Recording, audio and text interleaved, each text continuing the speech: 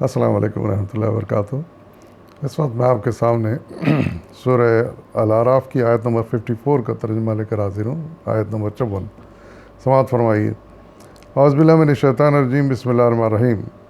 در حقیقت تمہارا رب اللہ ہی ہے جس نے آسمانوں اور زمین کو 6 دنوں میں پیدا کیا، پھر اپنے تخت سلطنت پر جلوہ فرما ہوا، جو دن رات کو دن پر ڈھانک دیتا ہے اور پھر دن رات کے پیچھے دوڑا چلا آتا ہے، جس نے سورج، چاند اور تارے پیدا کیے، سب اس کے فرمان کے تابع ہیں۔ خبردار رہو، اسی کی خلق ہے اور اسی کا امر ہے، وہ بڑا بابرکت ہے اور وہ سارے جہانوں کا مالک ہے۔ صدق اللہ العظیم۔ ان آیت میں اللہ تعالیٰ نے 3 ایسے سوالوں کا جواب دیا ہے جو انسان کے ذہن میں عام طور سے آتے رہتے ہیں۔ پہلا یہ کہ اس کائنات کو، زمین و آسمانوں کو کس نے بنایا؟ دوسرا یہ کہ کب بنایا؟ اور تیسرا یہ کہ اللہ تعالیٰ اس وقت کہاں ہیں، کہاں جلوہ فرما ہے؟ تو اس میں سے پہلے سوال کا تو بڑا واضح جواب ہے، اس میں کوئی شک کی کوئی گنجائش نہیں ہے کہ اس کا زمین و آسمانوں کو اللہ رب العزت نے پیدا کیا۔ دوسرا سوال کے جواب میں اللہ تعالیٰ فرماتے ہیں کہ اللہ تعالیٰ نے اس کو 6 دنوں میں پیدا کیا۔ اب یہ دن یہاں اس دنیا کے دن کے برابر نہیں ہے، 24 گھنٹے کے، بلکہ اللہ تعالیٰ کے یہاں یہ دن بہت طویل ہے، ان کی مدت بہت طویل ہے۔ اور جیسا کہ بعض آیات میں ان کی طوالت آئی ہے، اس کے بارے میں آپ کو وہ آیات کا ترجمہ سناتا ہوں۔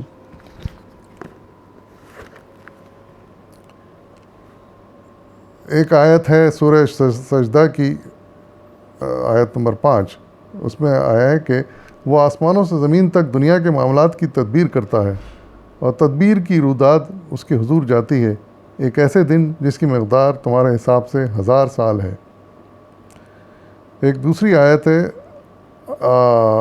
سورہ المعارج میں آیت نمبر 4، جس میں اللہ تعالیٰ فرماتے ہیں ملائکہ اور روح اس کے حضور چڑھتے ہیں، ایک ایسے دن جس کی مقدار 50,000 سال ہے۔ تو اس سے ہم اندازہ لگا سکتے ہیں کہ اللہ تعالیٰ کے دن کتنے طویل ہیں۔ تو یہاں انہی دنوں کا ذکر کیا گیا ہے۔ اب ہم اس طرح یہ بھی اندازہ لگا سکتے ہیں کہ اس دنیا کی عمر کتنی ہو سکتی ہے، کیونکہ فرمایا گیا 6 دنوں میں پیدا کیا گیا، تو اس کی ہم زیادہ سے زیادہ عمر کا بھی اندازہ لگا سکتے ہیں اور کم سے کم عمر کا بھی اس سے اندازہ لگا سکتے ہیں۔ پھر تیسری بات یہ فرمائی گئی کہ پھر اپنے تخت سلطنت پر جلوہ فرما ہوا۔ اس کی تشریح مولانا سید ابوالعلا مودودی مرحوم صاحب نے بہت اچھی بیان کی ہے، اس کو سماعت فرمائیے۔ آپ لکھتے ہیں کہ خدا کے سوا استوا علی العرش، یعنی تخت سلطنت پر جلوہ فرما ہونے کی تفصیلی کیفیت کو سمجھنا ہمارے لیے مشکل ہے۔ بہت ممکن ہے کہ اللہ تعالیٰ نے کائنات کی تخلیق کے بعد کسی مقام کو اپنی اس لامحدود سلطنت کا مرکز قرار دے کر اپنی تجلیات کو وہاں مرتکز فرما دیا ہو، اور اسی کا نام عرش ہو، جہاں سے سارے عالم میں وجود اور قوت کا فیضان بھی ہو رہا ہے، اور تدبیر امر بھی فرمائی جا رہی ہے۔ اور یہ بھی ممکن ہے کہ عرش سے مراد اقتدار فرما روائی ہو، اور اس پر جلوہ فرما ہونے سے مراد یہ ہو کہ اللہ نے کائنات کو پیدا کر کے اس کی زمام سلطنت اپنے ہاتھ میں لی۔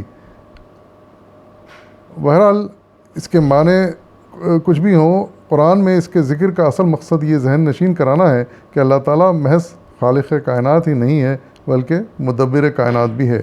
وہ دنیا کو وجود ملانے کے بعد اس سے بے تعلق ہو کے بیٹھ نہیں گیا ہے، بلکہ عملاً وہی سارے جہان کے جزء و کل پر فرما روائی کر رہا ہے۔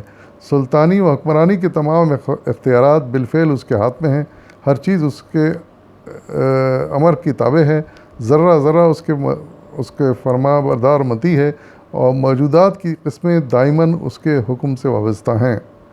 اس طرح قرآن اس بنیادی غلط فہمی کی جڑ کاٹنا چاہتا ہے جس کی وجہ سے انسان کبھی شرک کی گمراہی میں مبتلا ہوا ہے اور کبھی خود مختاری و خود سری کی ضلالت میں مبتلا ہوا ہے۔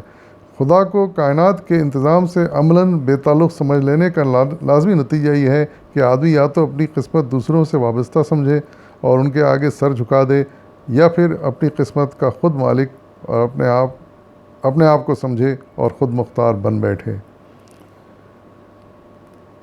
تو اس وضاحت کو سمجھنے کے بعد ہمیں ان آیات کی اور حقیقت واضح ہو جاتی ہے، اور حقیقت میں یہ آیات بہت غور طلب آیات ہیں،